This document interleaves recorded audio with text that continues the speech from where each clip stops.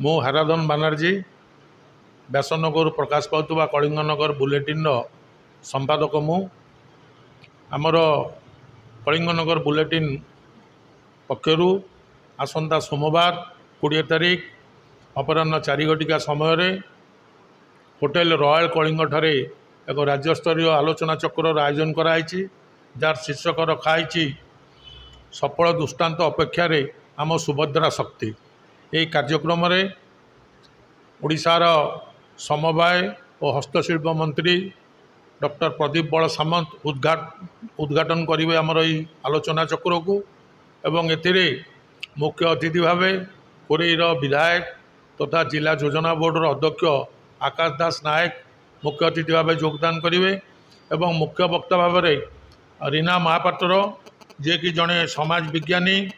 परिवेशविद एवं विशिष्ट स्तंभकार से मुख्य वक्ता भाव ये कार्यक्रम सामिल हेबे एवं यही अवसर में सहर केतेक प्रतिभा मानक आम सम्मानित कर कार्यक्रम रही। एणु मु विनम्र भाव निवेदन करुच्ची सहरवासी की आसतु आम सहित आलोचना चक्र सामिल हो एवं आमको उत्साहित कर।